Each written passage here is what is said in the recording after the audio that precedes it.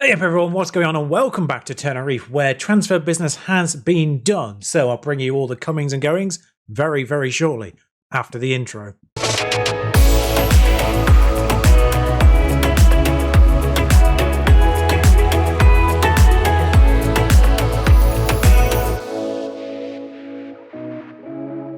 Tell you what, it's nice having an intro again. I do appreciate that. Didn't have one for Sheffield because I anticipated that to be a very brief 1 or 2 season beta save. And, well, turned out different. But this is about Tenerife. We don't care about Sheffield right now as much as we love them. This is all about Tenerife. So there's been 3 players who's left. There's 4 players who've come in. We'll start with the outs as always. The first out is Suso. We'll do him in order of sale price. 40k we got for Suso. He's 35. His physicals are good.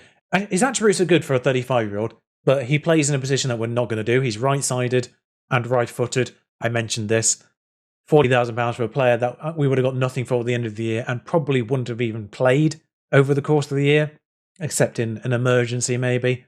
It's a bit of a no-brainer, that one. Same with Javi Alonso, bit of a no-brainer. We have a fair few players who can play defensive midfield. I said it was a position that we might need to look into in the introductory episode. We have a fair few players who could have played there. Most of them are quite good. This one wasn't. It has potential ability, but doesn't like big games, and it's only a potential ability that would have seen him develop into a player for this division, according to my coaches. So I figured £175,000 is a good enough offer for me. There's a lot of 11 on him. This weird batch of 15s at the bottom of his mentals.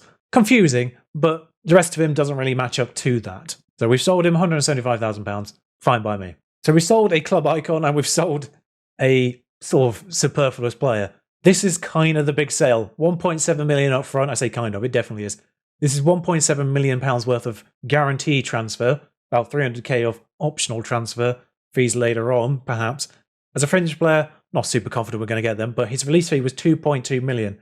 So accepting an offer that was guaranteed 1.7 million, I think that's good enough as a deal.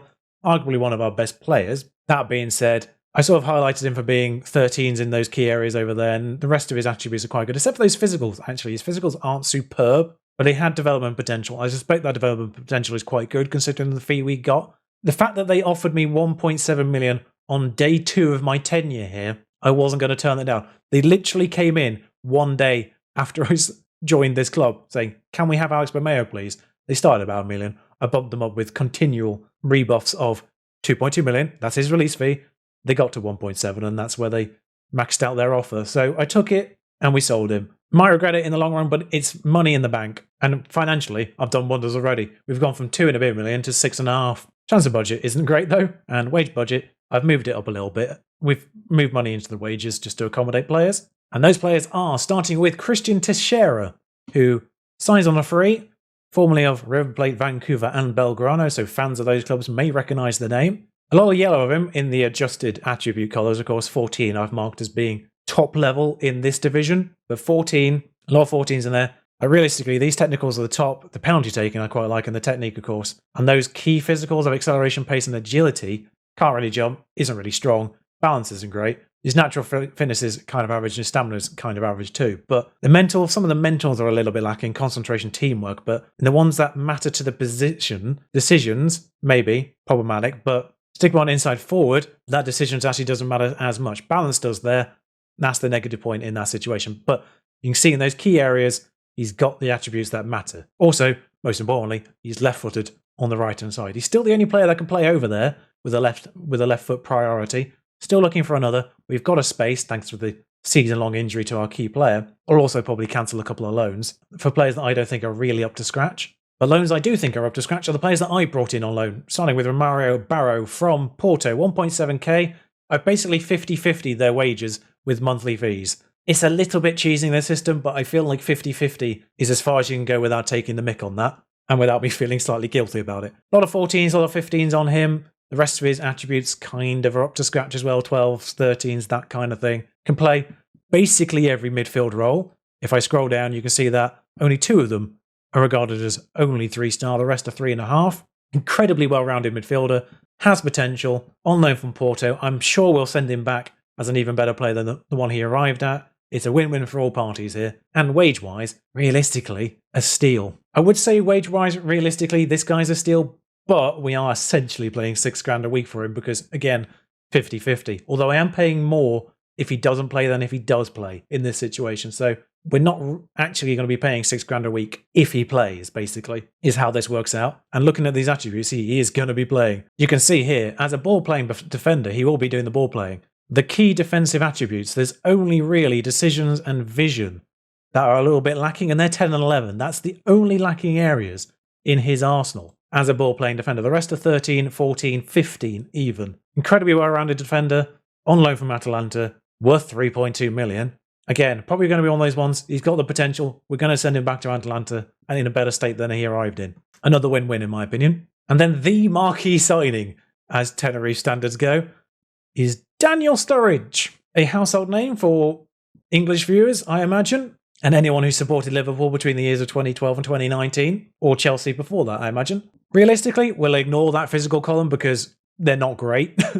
14 balance, acceleration's fine, pace is fine, strength is fine, jumping reach is fine. He's 6 foot, but jumping reach is fine. We ignore that column, we look at everything else. A lot of 14, a lot of yellow, a lot of 15s, 16s even in composure and technique. He's got what you need in a striker at this level of football. I trialled him for 4 weeks. For 3.5 of those, he said, I'd love to join Tenerife, but I don't think you've got the financial package for me here. 2 days before his trial ended, he finally was willing to talk about a contract. Got him down to 9.5k. There's a lot of extras. Got him down to 9.5k. He's got a 10 million release fee. That's one of the things I had to actually knock down a bit just to get him to say yes. But 3 years, 9.5k. At this level of football, I think he's going to be great. Irritatingly not the best striker in the division, though. Not even really regarded as one of the top players. If I scroll down this list, you can see how far down he is, even. But for a player here, I think that's done a lot. And realistically, you look at the 2 players that are listed as ours, being in the key players. It's 2 per club, so Sturridge and Sutalo, 2 players I brought in. So I think we have improved the side,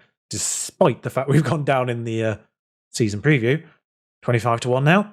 Don't know how that works. Not been any changes here as far as I'm aware. Now's the point where I admit to the fact that I've played the first game. So there was a bit of a technical error with the first 2 recordings of this series. So I re-recorded the first one. That's what you saw yesterday if you've seen it. I was fine. That was fine. I left a save at the very beginning just in case there was any issues. And there was, so I'm glad I had that foresight. However, I can't really redo this second episode because I don't want to redo the game that we've already played. So sorry, you didn't get to see the first video. It was a 2-2 draw with Girona, which I count as a win, really. I mean, we haven't won, but you know what I mean. Girona away, they're a good side, they're predicted above us. 2-2 draws, fine by me. I'm not actually at the Vallecano game. I'm actually on the day that we've signed Daniel Sturridge. You also get to see the fact that I was optioning Nicholas Bentner.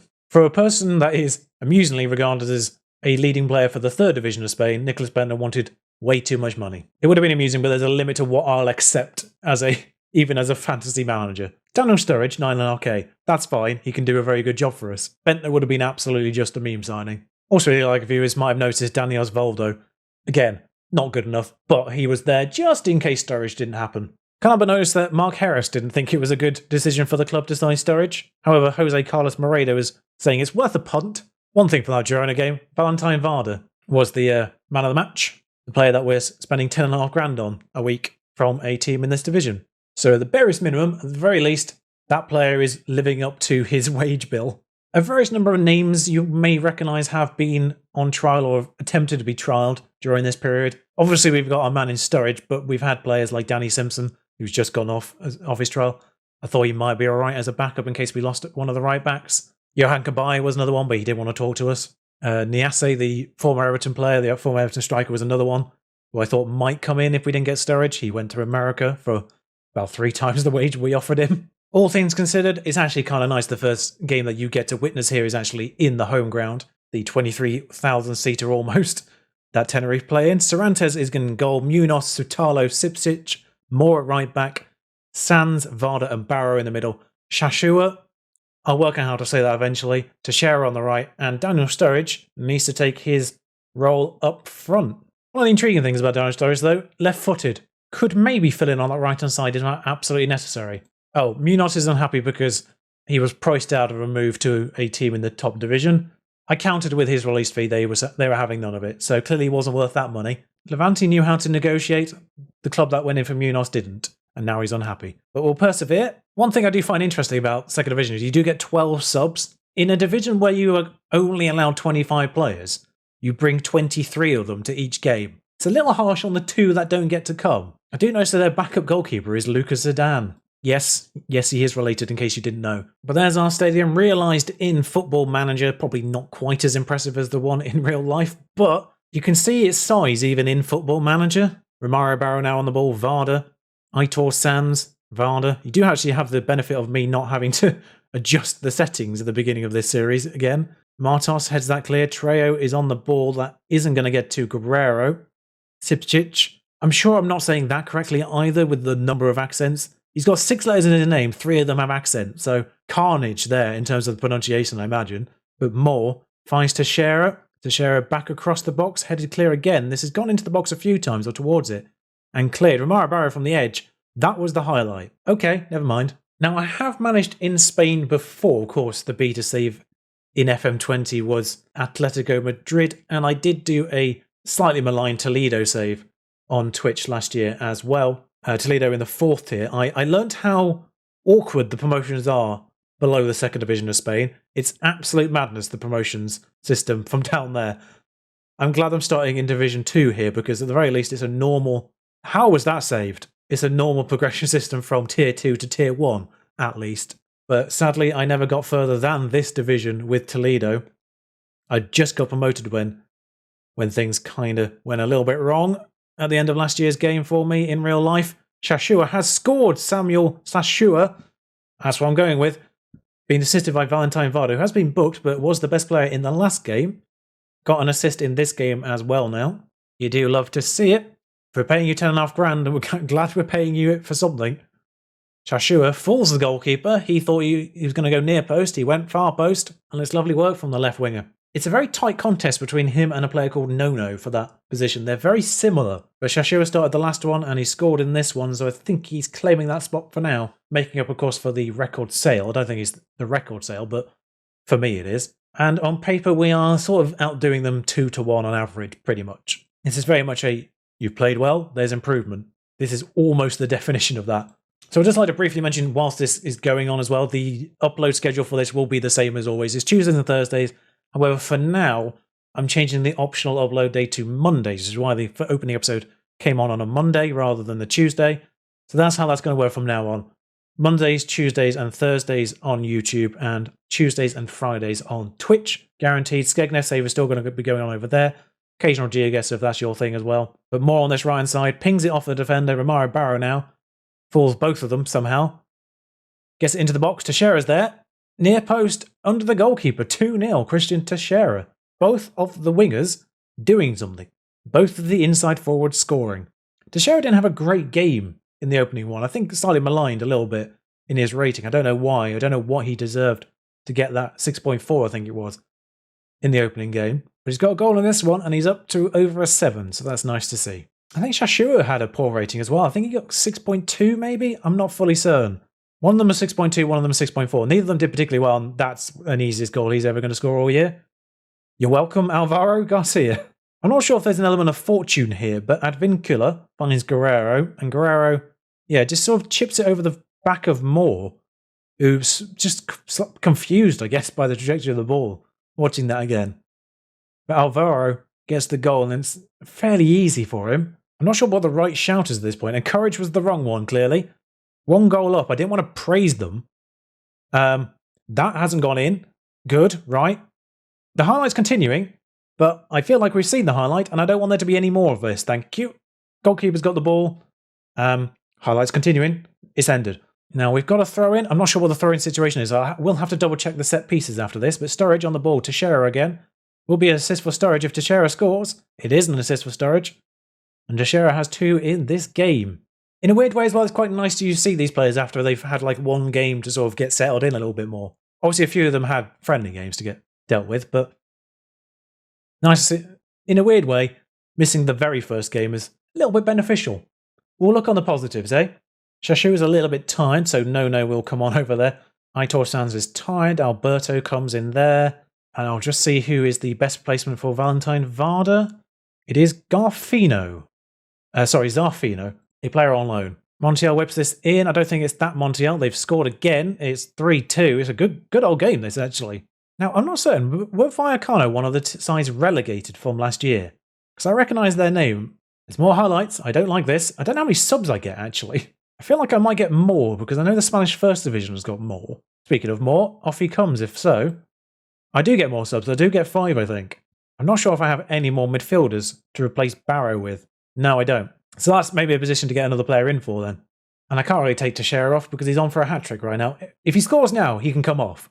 He's put Sturridge in, maybe. Sturridge has fumbled the goalkeeper. There's a bit of an open goal available. Alberto's the one to pop it in. 2 assists for Sturridge in the end. It was a little bit unfortunate he didn't have an opportunity to score there. The angle just never really right for him. But he found the right pass, which is quite nice to see from Daniel Sturridge there.